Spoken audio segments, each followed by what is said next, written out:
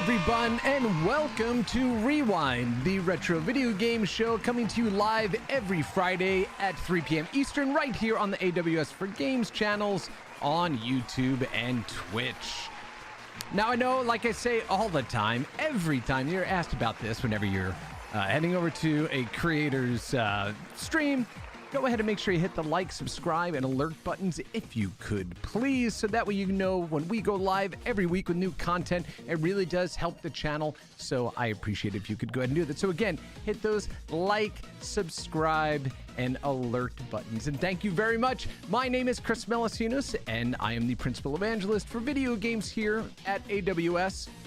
And on this episode of Rewind, you know, I figured we'd go ahead and take a bit of a trip back in time, as we do every week on Rewind, but this one's a bit more personal. We're going to go back to the most memorable arcade era for me, which was the 1980s. I remember when arcade games were everywhere during that era. Delis and corner stores, basement of churches, real arcades, not those ticket sliding arcade, you know, that you go to nowadays. Real arcades where you needed quarters and you had to go ahead and pop those in there to play those games. And yeah, you know, arcades were where cigarette burns on the control panels were, you know, quarters up on the marquee, so you'd wait for your turn to go ahead and play the newest game that was in there. Dark lights, lots of 80s music, lots of black light, and one of those little coin changer things that, you know, the clerk inside of the arcade would go ahead and change out your hard-earned paper route dollars for.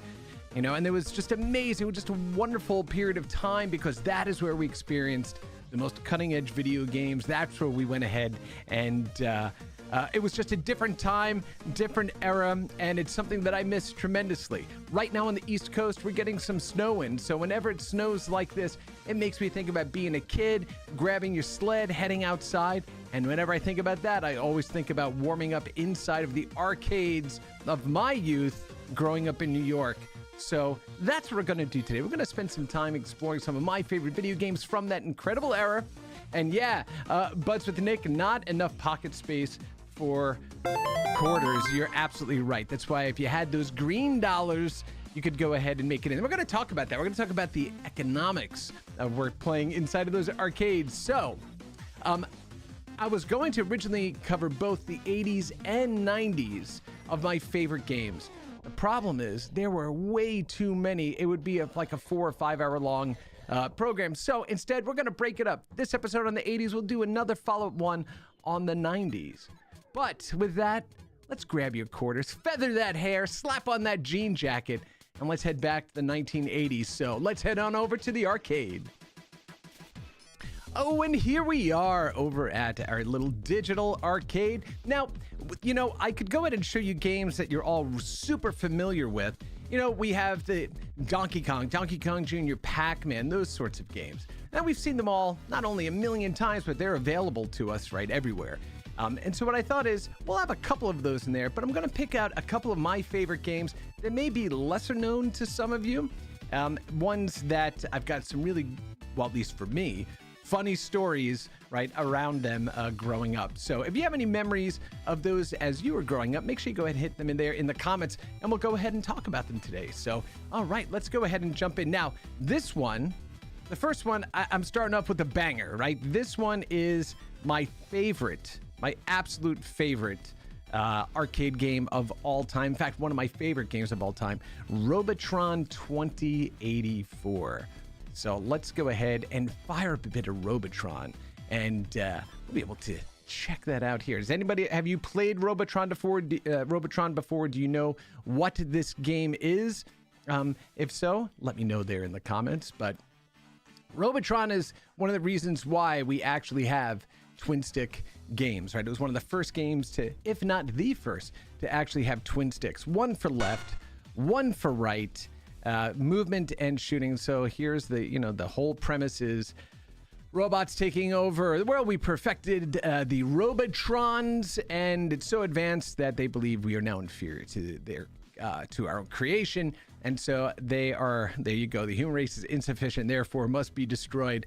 And so your job is to go ahead and blow up all of the characters and save as many of the human race as possible. So again, let's go ahead and jump on in here and play a little bit. Let me know too if the audio is too loud on the games, or if I'm too loud up on the mic. I think the volume mix is pretty good. All right, so now this game, when I say it is my favorite game, it truly is, because it is one of the most pure, balanced games that was ever made. You know, you start kind of getting into this flow state where you are able to effectively wipe everybody. These enemies, though, right here, these are the worst ones, because they've got those little crosses that are flying at you. And they, they're homing, right? So they follow you around, which, it's terrible, especially when you get killed by a pathetic enemy like that. There's those hulks. Oh, and it's even worse when you go ahead and hit just a stupid object. That's like bumping into like a concrete block in the middle of a road, right? All right, the brain level. This is where it starts really ramping up its difficulty. The brains, what they will do is they will go ahead and grab any of the humans and then turn them into drones. And then the drones, I did pause it there, right there, because I needed to move my window over a little bit. But if you can weather this storm, which hopefully I will, there you go. That sound was grabbing an extra life. This way you can pick up a lot of bonus points to go ahead and grab that extra life as you can. Again, those guys suck. All right, let's grab Mom there. Boom, and there we go. There's another one. So yeah, you know, what I love about this game too is, you know, having one of the cabinets in my home there, is when my kids would have friends pop by and they were like, what the hell is this game? And they would go ahead and step up to the controls, go ahead and start the game, and then instantly die. And they're like, why is this so hard? I'm like, because games were hard when I was their age. Right? Because the goals of those games were to go ahead and suck as many quarters out of your pocket as possible, right? But yeah, so freaking good, Robotron. All right, let's go ahead and do one more run of that. But again, my favorite game of all time, Robotron 2084. And this game was, of course, one of the two designers of the game, a very famous game designer, Eugene Jarvis. Eugene Jarvis also created Defender, another incredible classic, and he is the CEO of Raw Thrills Games, which is one of the, if not the, largest arcade manufacturer in the United States, still working today. If you go to a movie theater or, you know, Bolero or, you know, any of those sorts of places and still see arcade games that are made by Raw Thrill Games, that's Eugene Jarvis. So he is still cranking out those hits even today. Amazing legend in the games industry. I need to get him on the Game Industry Legends interview series so we can talk about all of his amazing work over the years, the influence that he's had on everybody. In fact, when I first met Eugene for the very first time was at the Electronic Entertainment Expo, which, I don't know if you've heard, but they have basically canceled that conference. It is no longer happening. But when I met him for the first time, I told him what a huge fan I was, and then I had taken out my iPad and showed him that at that time, my password was 2084 to get in there, and then hugs ensued, and I got an awesome, smiling, ear-to-ear, grinning picture of me and Eugene just chilling there, which was pretty awesome. So this is Robotron 2084 again, one of the greatest arcade games ever made, my personal favorite game of all time. I know it doesn't look like I'm very good at it. I typically play on my stand-up version at home. A little difficult to do here in the studio on a gamepad, but you know, a bad artist blames or craftsman blames their tools, so I'm not gonna put too much blame on the controller. That's how I decided to do that here, but yeah. That's Robotron 2084. Amazing game. If you haven't played it, it's available on all sorts of collections, including, it was on PlayStation. There was a version that was called Robotron X that was on the Nintendo 64 as well. Okay. Let's go ahead and see if we can at least clear out some of these. Let's at least get one more. There you go. One more. Oh, look at those drones that are coming at you. Yeah, and they don't care. They do not care about you. Shoot. All right, here we go. Here we go. See, and what sucks, right, is that, okay, you know, you're avoiding enemies, but it's when they go in and shoot a missile or shoot a projectile that follows you, and it's a cheap hit. Terrible. All right, so I got one more quick bit of information, then I promise we'll get to other ones, and I won't belabor the stories, as many stories as I have about Robotron.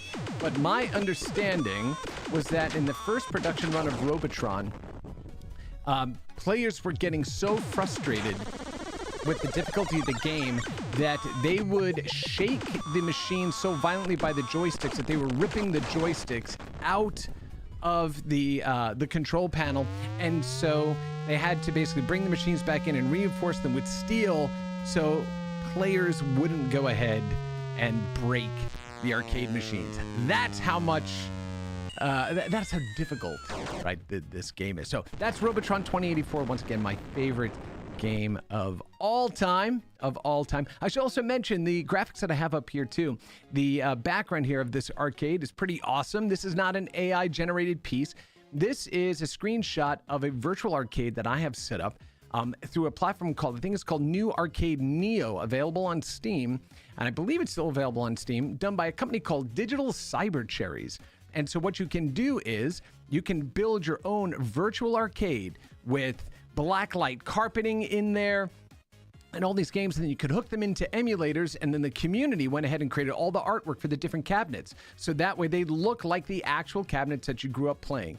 Inside of the environment as well, they have a VCR in the theater, and each one of the VHS tapes that are there, tapes, quote unquote, you can go ahead and hook to a video stream, let's say hosted on a server somewhere. So in the game, you could go pick up that VHS cassette, put it into the VCR there, hit play, and it will play whatever video file that you have it hooked to streamed inside of this environment. Same thing with cassette decks that you find, same thing with virtual Game Boys that you find. And when you pick up the Game Boys in the environment, you can't see the screen at first. You have to actually put it into a light source in the environment to see the screen, just like you did on an original Game Boy. It's amazing. And you can play it on desktop or in a VR headset, and you can do multiplayer that way. So you can invite friends into your virtual arcade, go play games with them, walk around. It's awesome. Really, really awesome. A lot of fun to tinker with. That is a screenshot from one of my arcade rooms in Digital Cyber Cherry's new, I think it's New Neo Arcade. It's what it's called. And then behind me right here is an original video that was done back, I think, in 2001. That is a popular opening scene or screen for MAME cabinets in people's homes, and somebody lovingly crafted all of this. That's what's behind me right now. I am a huge arcade nerd. That's why we got all this stuff behind us. All right, that was Robotron. We're gonna go step into, again, another one of my favorite games of all time. All of these are really my, part of my personal favorite collection. This game is called New Rally X. New Rally X is an update to the original Rally X game. This game was shown in 1980 at the American Amusements convention, and Pac-Man had launched at the same time as well. This game actually won Game of the Show. They said this is going to be the big one. Pac-Man didn't. Of course, Pac-Man went on to become an incredibly important game in game history, and it changed the way game designers thought about their games and all that stuff. And so Rally X just kind of got pushed to the side. But it is an amazing game, and I'm going to show you why, and we'll talk about that here. So let's go fire up some Rally X, and let's see. I'm going to pause my audio for a second. All right, let me pull that arcade down there a little bit. All right, so this is basically a chase game, right? So the object is to go around the playfield and pick up all of the flags that you see, and you have a radar on the right-hand side of the screen that shows the location of those flags. This game has a real floaty type of control to it, so it's really easy to kind of botch a turn and get stuck or turned around.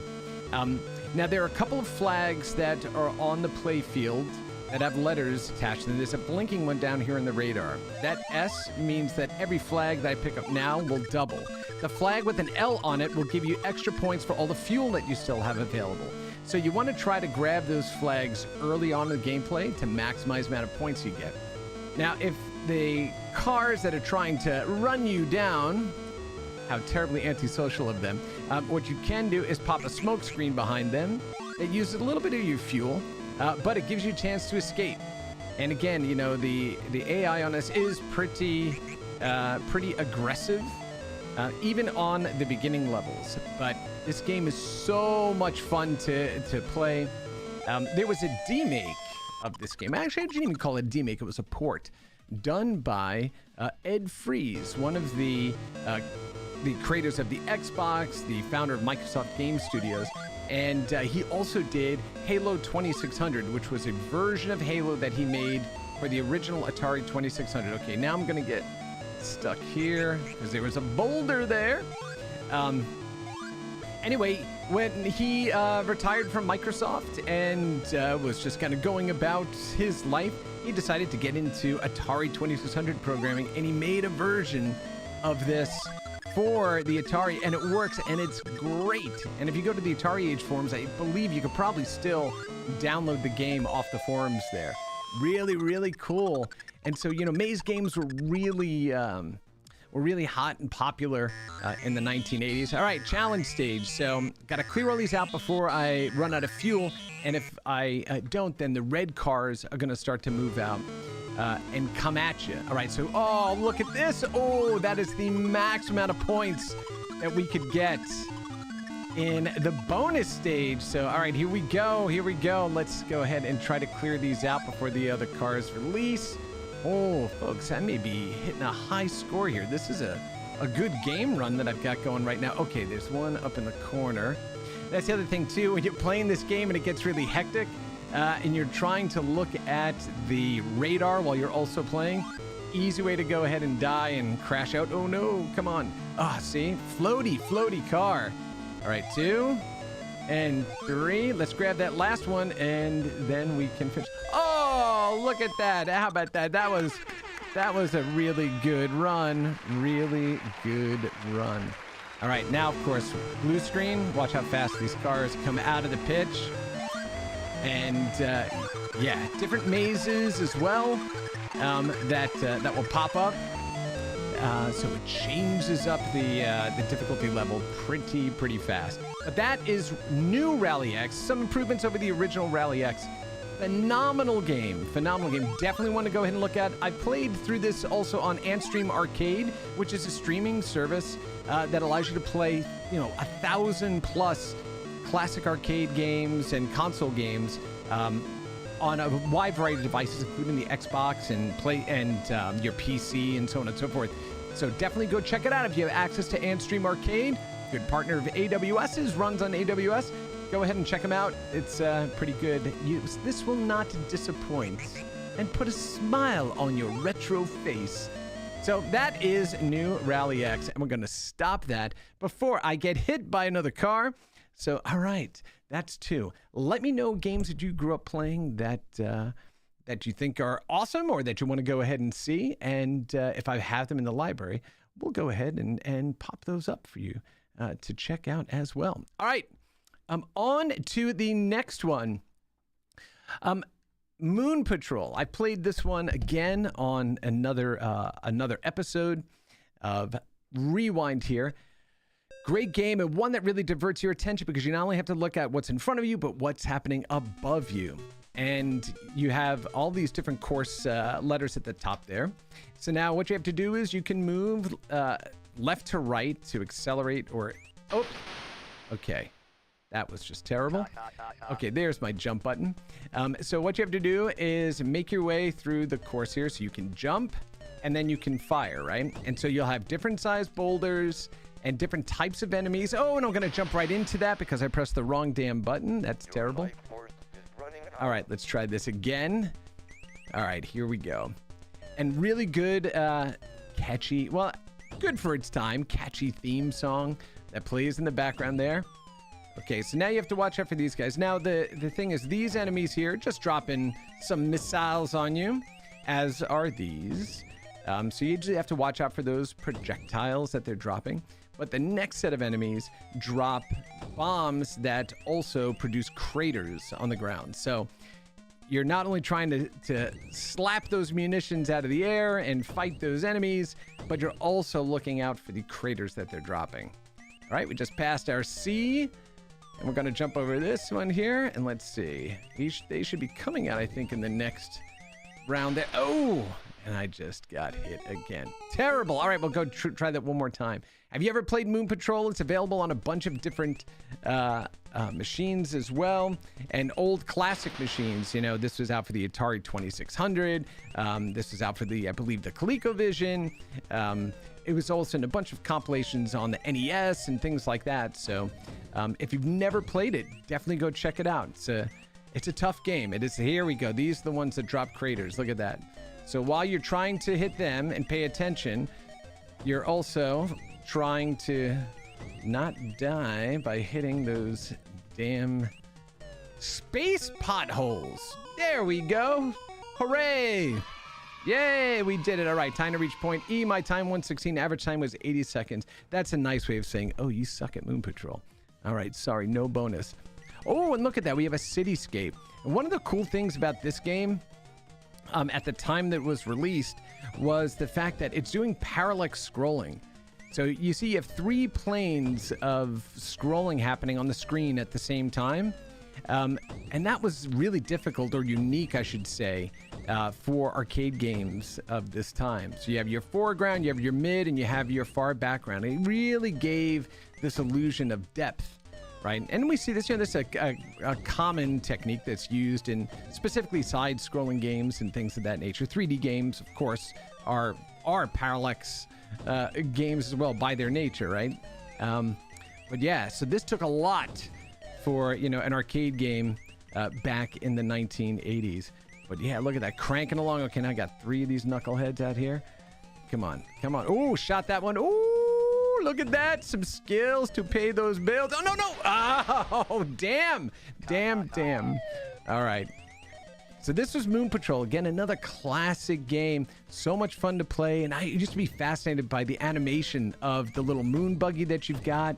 Little wheels bopping up and down. They're not even the same size wheels, right? So they took a lot of attention to detail in Moon Patrol. Really cool. I loved it. Love it. All right, that is Moon Patrol. Again, another classic game from the 1980s. All right, moving on. Now, you'll notice that most of these games I'm playing right now are these are 4x3 games. So these are games that are not vertically, that are not displayed vertically, right? Elongated CRT. And we're going to switch over to that in a little bit. So I'm going to move through these a lot faster. All right, Berserk. Berserk, one of the very early games from the 1980s, and the first game that actually used digitized voice in the game. There you go, 1980, right? This just beat the cutoff point for being able to be played on this episode. Oh yeah, the audio may be low on this one. So basically you have to kill all these enemies and get out of the maze, and it would say things to you like stop the intruder. And so my understanding is that at the time that the game was made, so the red ones can now shoot at you. Yellows can't, red ones can. Oh, see, now look how many more enemies they put on the screen this time. Oh, see? And you can't touch the walls either when you get out. Anyway, at the time that they created the game, digitized voices in games were not a thing. And I believe that in order to digitize the audio, it was something like $1,000 per word that the developer had to pay to have the company do this. And there were 10 words in there. So basically $10,000 was spent on just the audio, the voice, which you can't hear, unfortunately, in this one. But you can if you go play Berserk on a whole variety, again, of services that offer it. Also, Berserk, there was all of this kind of lore around the fact that somebody died playing the game. They said it was so stressful that it caused them to have a heart attack. Not quite true. Yes, somebody did suffer an issue like that. I'm not sure if it resulted in this person actually dying, but this is a person who had a heart condition, and this is what happened. But, the facts then turn into myth and then turns into lore and kind of all of those things. But Berserk, very early game from the 1980s. And in fact, Atari had just released a new updated version of Berserk recently. You could play on modern machines, have all kinds of enhancements to it. So definitely go check it out if you're interested in it. Great game, very challenging. All right, so that was Berserk. Let's get on over to... this game, oh my goodness, ate so many quarters for me. This one is Elevator Action. All right, so you go and rappel down into that building. You have to make your way into the red doors and find the plans and then escape. So you have a jump and you have a fire button there. And what you can do, all right, so now this guy is going to come here. So, all right, so when you're standing on an elevator, you can control the movement of the elevator up and down. If you stand on top of the elevator, you don't have any control of it. So it's easy to go ahead and get crushed. So you have to go ahead and, like I said, make your way through all these different levels, duck, go down these escalators here. And you basically have to clear out each level and getting out the door. Okay, so let me see. Oh, no, come on. Woo. Sorry, saw me jump right there. When you're on the escalators, you can't be touched, so it's a good way to kind of escape from a bullet if it's coming at you. You also have walls here, so you can see that the levels are segmented. So sometimes you're going to get trapped behind one when you need to go ahead and grab a set of plans, and you have to make your way over and then back up. Let's see. There we go. And the jump actually isn't just so you can jump across, empty spaces. You can actually jump onto your enemies instead of firing at them. See, now, there you go. I almost lost that one there. And then there was a follow-up to it called Elevator Action Returns, I believe is the name of it. So much fun and really amped up everything that Elevator Action had to offer. Looks very simple. It is not. This is a difficult game. There you see, I just jumped and kicked that guy because apparently I've got all those martial arts skills as well. All right, here we go. Let's see. Now I gotta wait. That's the other thing too, is I can't jump to the other side there. You can't jump through the elevator cable. And now I got all these guys coming up, so launch some of those. All right. Woo! All right, here we go. Get over. Hit that guy. Oh yeah, you saw the door can block it too, so you have to time it so that way you don't get blocked by a door that's opened up. All right, now I'm gonna stand here. Hopefully nobody else is coming down. So if a spy had jumped onto that elevator, they could have pushed it up and crushed me right at the top there. So there's a lot more going on than it looks like, right?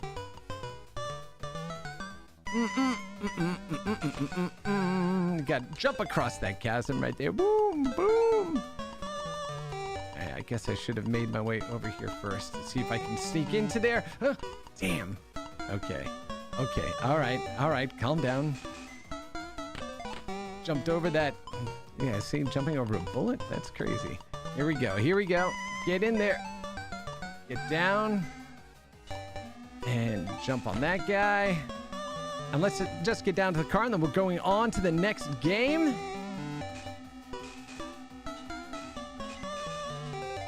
Oh, okay.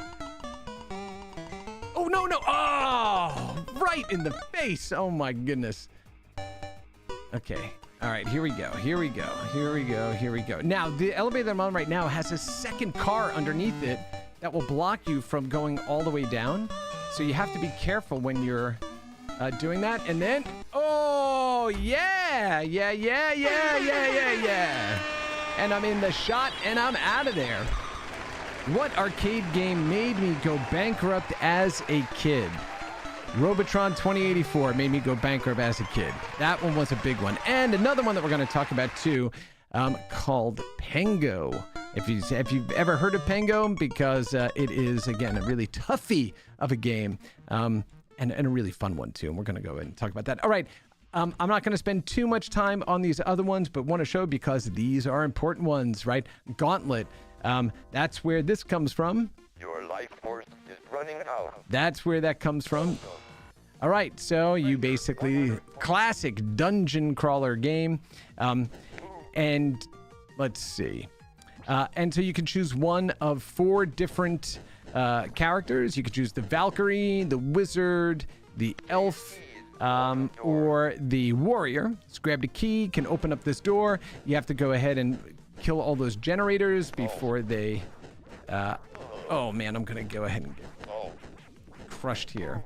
Okay, don't shoot the food, because if you shoot the food, it will disappear on you. Now, what I can do is grab that key and unleash all of those, but because I'm playing single player, I'm not going to do that. So I'd grab my food, and then I could drop down to exit 4. This is one of the first 4-player games available as well, and ton of fun to play with 4 people. And it had a really nice setup in the arcade, you know, with the way the controls were all spaced out. Yeah, let's see. Teenage Mutant Ninja Turtle was my favorite. I think that was from the 90s. Yes, we are going to go ahead and play the Teenage Mutant Ninja Turtle games in the episode on the 90s. Another great game from that era was The Simpsons. One of the best 4-person, basically side-scrolling beat-em-ups ever made. And, oh, it's so much fun to play, and we're going to go and play through that in the 90s. But this is the 80s. We're back to the 1980s, and this was Gauntlet. Yeah, so you wanted to get your D&D fix and lose a lot of quarters in the process. Oh, look at that. Some food are destroyed by some shots, like I just did there. Yeah, here you go. We played this game as well on another episode of Rewind, where we talked about how they were able to go ahead and make this game on the NES, which was a very difficult thing to do. But yeah, that is Gauntlet, 4-player game in the arcade. Incredible game by Atari, 1985, right there. All right, let's go ahead and continue moving along. This one is pretty well known, but I figured maybe I'd throw it up. Not a lot of people may have played it that are watching this. This is Joust. And Joust, we played this as well on another episode of Rewind. This is available, I believe, as well in the Antstream arcade. You only were able to move left to right, and you had a flap button, and that was it. That was all the controls that it gave you. And I'm looking at volume levels here and not paying attention to the game. All right. And so what you have to do is when you hit an enemy, your lance on this ostrich that you're on just has to be higher than theirs. And that's how you win the joust, and they turn into an egg. And you can grab them and get points if you grab it in the air before it hits the ground, and there you go. And then they have different kind of bonuses. Survival wave means that if you don't get killed here, you're going to get an extra bonus. They have, when you're playing multiplayer version of this, they have one where it's like if you kill the player that you're playing against first, you win. So there's all different types of modes that they have here. This was Joust, really good game, incredible nuanced game. So if you learned how to go ahead and mess around with the physics, you could start to like skip and bounce across the different levels. And so you can literally skip like a stone through them. You also notice at the bottom here now, oh, I just got sapped right there at the bottom. It's now losing part of that bridge. And let's see. All right, let's get some drifting going here. 2. That's 3. Oh, shoot. Gosh, so hard to do this way. All right. Now watch this. So it was really cool. All these little touches here. Let me see if make sure I don't get killed, so I can show you this. Oh, thy game is over. They even use proper English. Basically, what would happen is you flew too close to the lava, a hand would come out and grab you, and so you had to smack the flat button to go ahead and get away. It had a pterodactyl that came out that was supposedly indestructible, but that wasn't entirely true. If you hit him right below the chin, you could kill it and get massive points for it. Great game. 2-player game.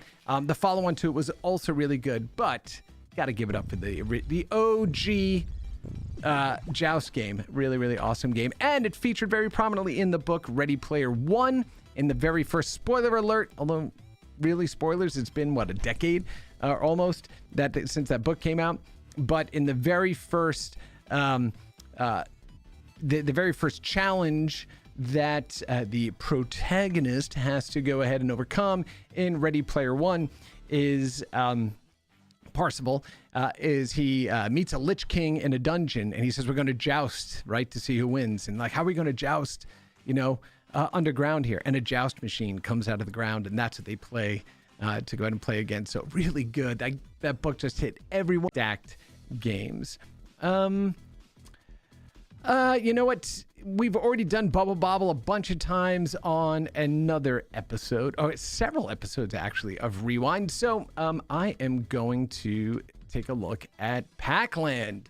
So Pac-Land, this is not only one of my favorite games from this era, but it's also one of my wife's. And my wife doesn't play video games very much, but she has played Pac-Land on the TurboGrafx 16. She's played it on the Atari Lynx, and this is a game that she likes too. Now, what made this game interesting was the way that you maneuvered with this. You used, I believe, let's see if the controls are set up this way as well. Okay, so there was a version of this where you would use the buttons to actually move left to right instead of a joystick. And then you had a jump button for that too. Now, this game, the art style, is based off of the 1980s Pac-Man the Pac-Man cartoon from Hanna-Barbera. And that's the theme song that you're hearing there as well. He's got his little hat on, and he's in Pac-Land. And here we go. Let's see, jumping over that guy, jumping over him. Ooh, all of those Pac-Land skills. Let's see. Tetris, level, yeah, exactly. Level 1 million. Difficult. All right, at the break time, and now on to the next level, which just little variants on the environments that feature in the show. And I think we're going to go into the forest next. Yeah, and they've got like some of the stumps hidden behind the trees. Like, it's kind of a cheap trick there, to hide them behind the tree. But notice again, parallax scrolling, right? Like we saw in Moon Patrol, you got multiple layers, so it gives a sense of depth to the environment that you're in. Really, really cool. Pac-Land, oh my goodness. Love this game. All right, and this one, okay, let's see. What you can do is if you double tap to the right or left, oh, come on, you run faster. And of course, you can see the logs are moving in different directions, right? So it's kind of like the cement factory level for Donkey Kong. And so that can trip you up, right? Okay, here we go. Oh, I got slammed by him. Anyway, that's Pac-Land. All right, let's go ahead and get out of the horizontally oriented games, and let's get over to the vertically oriented games. All right, so what is the difference? Well, some are those games are all horizontal screens. These are all vertical screens. Now, a game that, again, I have really fond memories of playing at this corner arcade store was a game called Amadar. Remember back in the early 1980s when Pac-Man came on the scene, all of a sudden maze games were popping up everywhere. And this was character-based and a maze game, or a maze-like game. So what you have to do is clear all of the squares of coconuts, and it fills them in while avoiding the hunters on the screen. And then, and it'd help if I press the jump button too. And so you had a jump button that would basically bounce all of the hunters over your head like that. And I just made them drop on me instead of jumping over me. Why? Well, of course, why not? So the goal is to clear all of the squares here.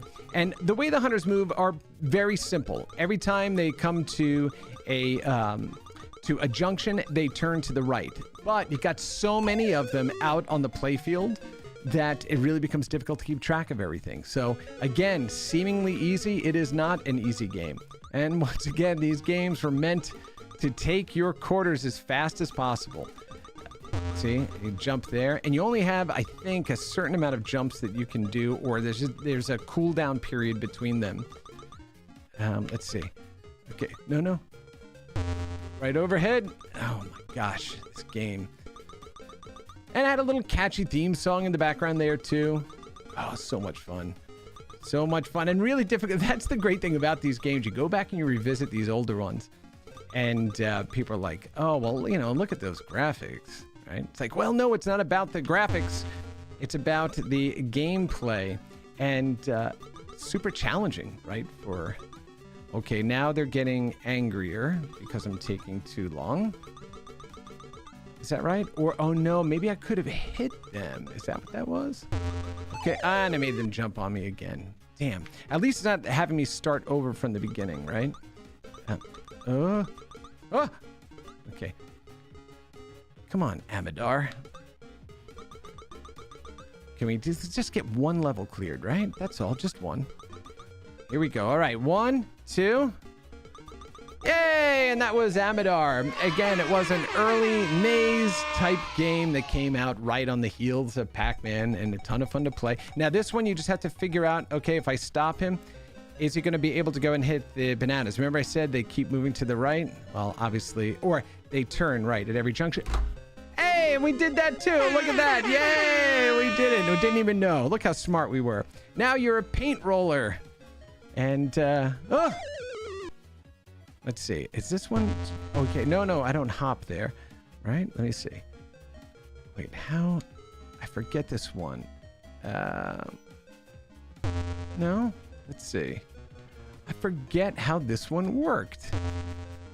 Well, there we go. That's Amadar. And I've only ever really played past the first couple of screens, so I'm not sure how the damn paint roller works. But there you go. That's Amadar. Really fun, early arcade game. 1981. Another just, you know, really good game, and one that is just blisteringly difficult is Burger Time. Again, seems to be really easy to play. You're Peter Pepper, and you have to go around and build hamburgers. And you have all these foods chasing you. And now I blew that, and I hit the wrong button. So we're going to go ahead and try that again. And so, all right. So what you have to do is you try to start from the top and work your way down. Each piece that you go and hit will drop to the next level, and it will cascade those down. And if you have an enemy on the food, when you drop it, let's see. All right, want to get them under there. Oh, come on. That's the other thing. It's really easy to get stuck on the ladders. Anyway, if you have an enemy on top of the food, I'll try to go ahead and do that here. Let the egg come there. It adds more weight. Oh, that was a good stomp. And it brings them down an extra level, right? Come on. Again, really easy to get stuck on the ladders on this game. Okay, so that will drop twice. And if you get the food in the middle, you will get an extra pepper. So you only have a certain amount of peppers that you can use to put an end to your food nightmare. And, okay, this one's going to follow me over here. Come on. Okay. And I was trying to use a pepper, but I couldn't go ahead and get that done. So there was a game service back in the early 2000s called Game Tap. It was done by Warner Communications, and a very good friend of mine, Scott Hawkins, led the emulation development for the company. And so I was in the beta test for the service, and this was the game that we would go ahead and basically test against. And it was, he and I just had this awesome competition going. And, oh, wait, let's see, did it give me the level? It doesn't matter, it's game over. My God, that sucked. See, that was also the worst things when that happened. Yeah, you know, this deserves putting your initials up. But anyway, so we would have these awesome competitions playing Burger Time, and he was too good at it, just too dang. I mean, he was doing all the emulation work, right, for the service, so he should be good at it. That was his job. But my goodness, what a great game. What a great game. And again, you know, these didn't take a whole heck of a lot nowadays, right, to put them on platforms that you want to go ahead and play them. But when we have other services, again, like AntStream, that can stream them down to you, now you can play them across a wide variety of devices and experience all of these awesome games that had their origin back in the 1980s. And so many of the mechanics that were set up by games back then still persist to this day, right? We have the reason we have platformers the way we do, we have climbing, we have maze games, is because they have their roots in this era of games. Really, really awesome. All right, so you know this next game. This is Galaga. And the thing about Galaga is that it's a follow-on to a game called Galaxian. And Galaxian was known kind of the colloquialism for Galaxian was colored Space Invaders, right? Because it was the Space Invaders game in color. And so this game, Galaga, the follow-on, took everything that was awesome about that game and amped it up and included some strategic elements, right? Like being able to go ahead and have your fighter captured, and then you were able to go ahead and retrieve it, so you had two guns out on the playfield at once, right? So you got to blow up as much of this as you can coming in, leave a couple of the winged guys at the top there, because if you can do that right, one of them will come down and drop a tractor beam and basically grab your there. Oh, that was the one that was going to do it. Damn it. Okay, let's see. And I got to wait till the next level to try to get the second. And you want to go ahead and make sure you get two out on the playfield, because when you get to the bonus level, that will pretty much assure that you can get through and basically hit everything. If you don't have that second one, it's really difficult to do. You can do it, it's just difficult, a lot more difficult. So, all right, let's see. Let's at least let the capture happen. And I'm going to show you why I'm showing you this one. And when I said I'm not going to show you the most popular games, because there was a follow-on to this that is extraordinary. And one that I used to play all the time on TurboGrafx 16. There you go. So now he's got you in the tractor beam, and what you have to do is you have to wait till he starts coming down and hit him in flight without hitting your ship. And if you can do that, you will have two guns in the playfield. There we go. That's two guns on the playfield. And there we go. So now let's make sure I don't lose one of the two. And so a quick story about Galaga that is a really good one is back in my earlier days at a company called Sun Microsystems, where I worked, we were at the Game Developer Conference in Austin, Texas. And a friend of mine who was over at Sprint at the time, we had our teams out for dinner together. Look at that. Yay! Perfect number of hits. Yay! So we were out to dinner, and the bill came in, and it was very expensive. We said, okay, well, shoot. This is a big one. Let's go ahead and split it. And he turned to me and said, well, look, instead of splitting it, why don't we go over to that Galaga machine, and we'll play for it. Play for the bill for both teams. It was the best game of Galaga I'd ever played. I wiped the floor with him, and he had to pick that up, and for years, that just remained a point, not of contention, of course, because he's a good friend, but that just became a talking point anytime we were together. So yeah, Galaga skills to go ahead and pay for the bar tab and dinner tab for our teams, right? And that was awesome. All right, so that was Galaga, but I mentioned there was the follow-on to that, which is Galaga 88. And let's go ahead and check that one out real quickly. Of course, I keep hitting the wrong damn button, so my apologies. All right. And this one, again, took everything that Galaga had and just really amped it up. And, of course, this is coming right there at the end of the decade there. You can start off with two ships instead of one on the screen, so good way to start there. But look, it's got music to it, more graphics. It's got the colored backgrounds there. It has different types of enemies and different types of stages that happen. Oh, it's a great game. Look at those explosions. We were like, oh, look how pretty all of that is. Right, really, really good game. And some of these enemies will combine to create bigger ships, or they'll break apart into smaller ships that require multiple hits. See, like that little trail of 4. And then you move on to the next one. You warp, boom, to the next stage. Dimension 1, stage 2, and here we go. And so, yeah, this was Galaga 88. And it's also, I think it was also known as Galaga 90, unless that was a follow, but I believe it was just rebadged as Galaga 90 when it made it to other regions. So, yeah, really good game, really good variant of Galaga. Adds a lot of challenge and brings you into these other stages with asteroids coming at you and all other kinds of crazy stuff. Galaga 88. Oh, here we go. That's Galactic Dancing. All right, let's see. Gotta hit all them and then get... Oh, no, I'm gonna miss them. Damn, that's it. I hate that. Okay, yeah. It's got little music, and you notice that they don't just move fluidly. They kind of move to the beat, so they'll accelerate and slow down, accelerate based on the music. And, of course, some of these enemies require multiple hits. And I missed like two or three. Let's see what I missed. Yeah, I missed 3. Damn it. But anyway, Galaga 88, another great classic arcade game. All right, let's see. Another maze game. Loved this maze game. Loved it. Played it first actually on a ColecoVision before I experienced it in the arcade. This is Ladybug by Universal. Universal had a couple of games out there that... if you're a classic gamer, you may remember Mr. Do and the Mr. Do series. There was Ladybug. There was also Carnival as well, which was a carnival shooting type of game.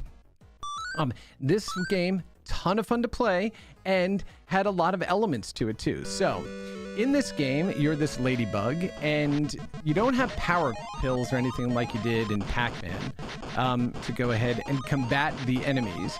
What you have are these doors. You can see that I can actually change the layout of the maze by rolling around through it.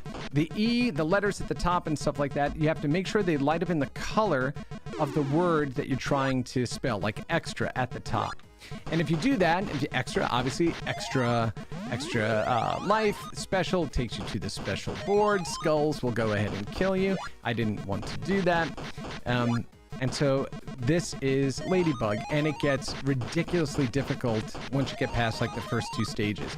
The other cool thing that it did, so you knew when the enemies were going to start. Oh, didn't mean it to open that door. Damn. Is you'll notice the outline of the playfield has a border that continues to build in color. That's the timer. So that's how you know when the next enemy is going to be released. When the whole border turns green, another enemy gets added out to the playfield. And so here we go. We'll just go clear the level here and then move on to the next game.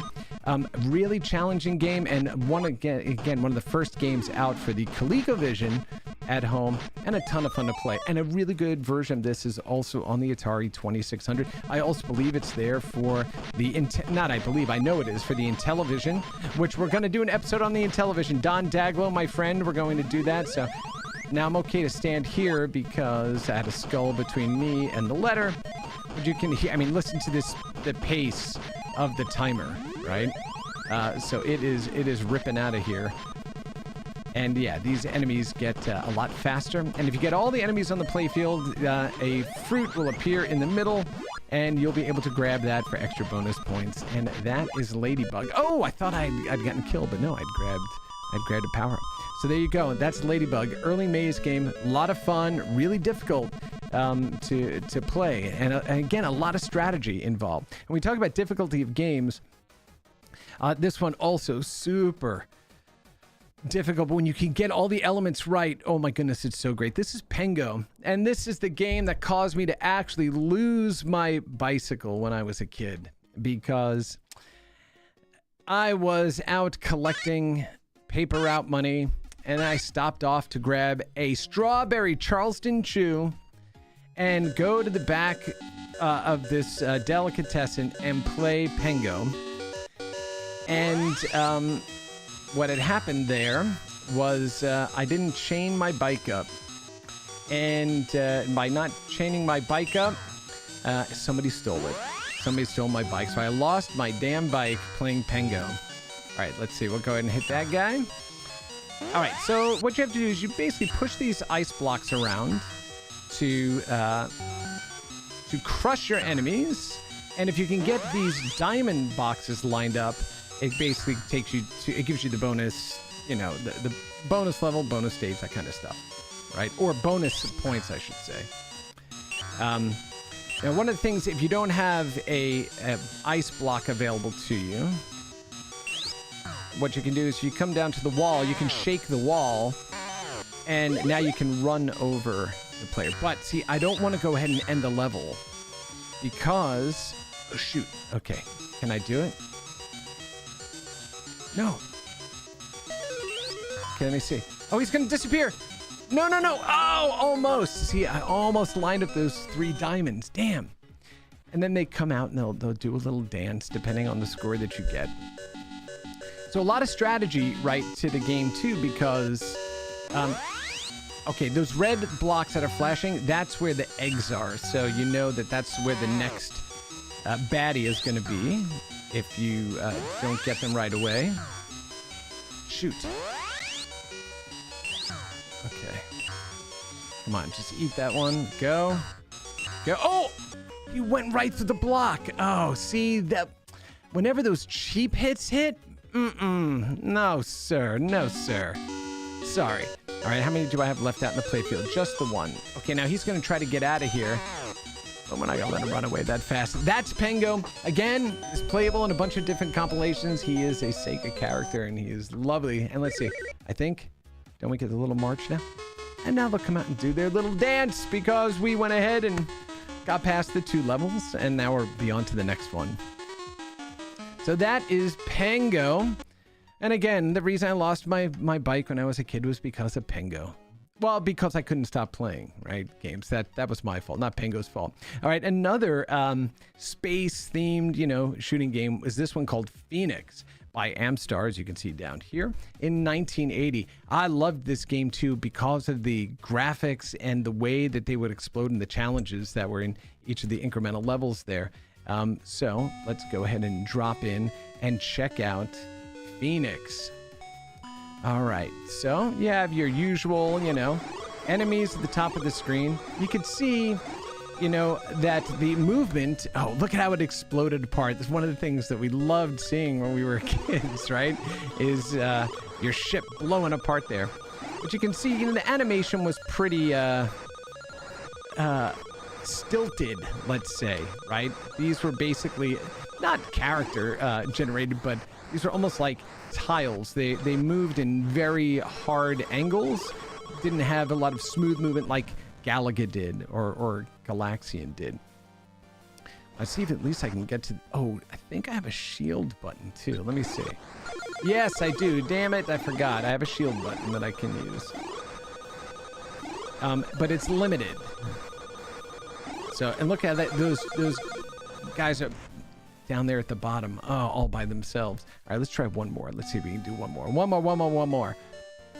That is the arcade ethos. One more.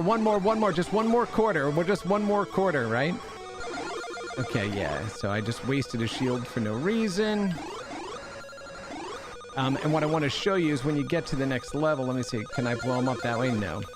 When you get to the next level, the enemies break apart. They split into 2 when you hit them. They kind of shatter in the middle when you hit their bodies. Damn it. And then the last level, the boss, is a giant spaceship. And what you have to do is fire up through a shield that's constantly moving and blow up the core of the ship to save the universe. Now, I don't know if it's true on Phoenix, but I believe that one of... There you go. Oh, look at him. Yeah, shot them, blew them apart sideways. There we go. All right, so here are the eggs and the space buds that are coming down. No, bird. There you go. Look at that. So you can take off their wings, or if you hit them in the middle rather, that's when you blow them apart. So anyway, like I was saying, is the speed sometimes of what I remember hearing, but again, I don't know if this one is entirely true for this. But the reason that the enemies would speed up was because the system had less to put on screen, and so they just used that to their advantage from a gameplay perspective.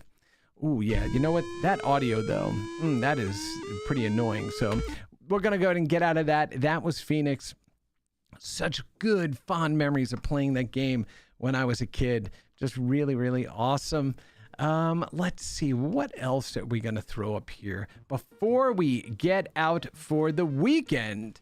Let's see, maybe a little Dig Dug, maybe a little Journey, maybe Journey. Let's see if we can get Journey rolling here. Let's see, let's see where this one takes us. All right, so Journey, about the rock group Journey. And I believe this was the first time that we had a game based on a band. And what was really interesting about this game was, so there's the Escape spaceship. I'm going to shut off my music so we can hear Journey's music. So you had all these different levels based on different band members. Okay.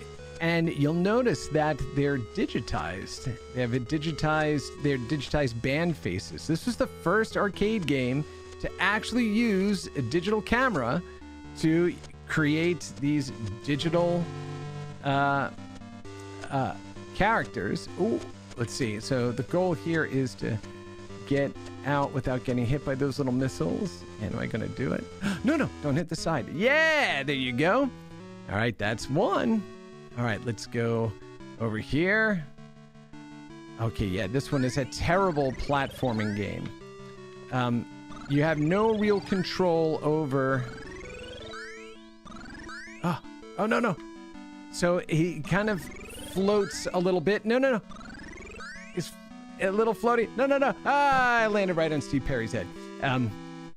So you had to go ahead and make your way, up to the top. Let's try Steve Perry's here. Okay, avoid swinging gates. And listen to the music that was being played. Now, here's the crazy thing about this game. I meant to hit the microphone. Crazy thing about this game is the first versions of this game, when they were released in the arcade, they actually had a cassette in the arcade machine that was playing the music.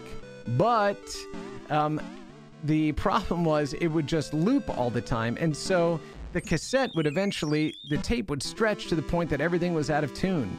So they pulled those back after a while and just used this digitized version of their music instead of the actual music for the different Journey songs, right? So again, the innovation that was going on in that era around things like this was pretty extraordinary. And so here's one other one for you.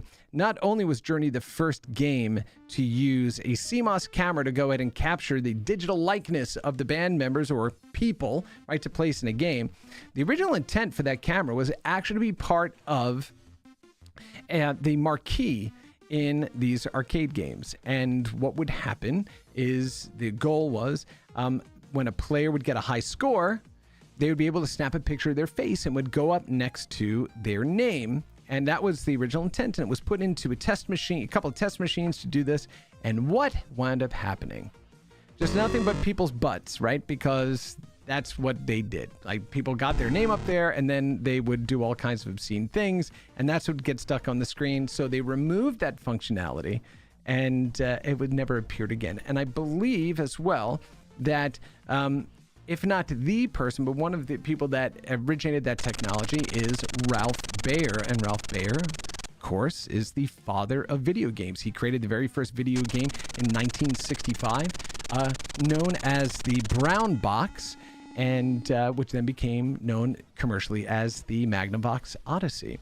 So yeah, Ralph had his hand in a whole bunch of technologies around games when we were growing up. So thank you there to Mr. Ralph Baer, who unfortunately lost just a few years ago. Instead of kicks, because that has some real annoying sounds to it, let's go ahead and find one more vertical one. Hey, you know what? Why not go with one of the awesome ones, right? The Dig Dug. Dig Dug. Classic game from Namco. Again, building on the maze type of games. And what I loved about this game too is the soundtrack would only play while you were moving around the screen, right? So it didn't have music always in the background. You heard it as you moved. So see, if I stand still, no music. But then you can hear the music as you go. So you have to go and blow up the Pukas and Figers is what they were known as. The Figers can go ahead and breathe fire through the wall and kind of get you. And you could use those boulders to drop on top of their heads to crush them and get extra points. Now, the reason that... Oh, okay. I just stopped talking and go ahead and play this. But the reason that I'm trying to get down here to the bottom is each color on the screen there is a different points layer. So the deeper you can get into the ground when you go ahead and get rid of a character, the more points you get. So what you can do is... See, it takes 4 tries to go ahead or 4 pumps to blow up a character. And so what you want to do is use that strategically, because what's going to happen here is if I get rid of this guy, he's going to start running for the exit, and you want to go ahead and trap him before he gets out. And now you're on to the next level. And you can see at the top of the screen there, I now have 2 flowers. Oh, he went right for the dirt. See, you have to be careful. You have to pay attention. The flowers denote which level you're on. So we're on level 2. If there's that little segment of dirt between you and an enemy, you can fire through it, but they can't cross it unless they turn into those ghosts and make their way out. What that also means is that if there's a narrow patch of dirt, the Figers can blow fire at you and go through that as well. Okay, I'm not gonna be able to get him. See, he's going on an angle. Cheater Figer. Oh, almost. Dang. All right. So now we're up to level 3. And let's go ahead and drop in here. So look, these were the games that popularized so many of the mechanics that we use in modern games today, right? And it was really just an incredible era of experimentation, because we didn't know it was going to stick, right? We didn't know, which games or game types were going to be most desirable for people. And so they tried a whole bunch of different things, all these different variations on, again, a maze type of theme. But, you remember when we were experiencing these games and where we were when we were experiencing them, inside of those arcades, and you were standing shoulder to shoulder with your buddies, or, maybe there was somebody cute that was playing a game, across the arcade that, you wanted to meet. And so this was a good way to go ahead and strike up a conversation and kind of, chat up that person a little bit. And it was also a place where, we were hanging out when, maybe we should have been in school. It's also where, cigarette burns happened on these machines. And it's where we heard a lot of awesome 80's music and black lights. And oh man, it was an awesome era. It's something we just don't have anymore en masse, right? There are real arcades still around, but it's just not, we just don't have them as a social place anymore, or on the regular, I should say, which, that's fine, right? It's, was a particular era. But oh my goodness, man, the arcades, from roller rings to playing games at the corner deli, grabbing those quarters, and oh look, man, that fire, damn it. Tough ass game. And there we are.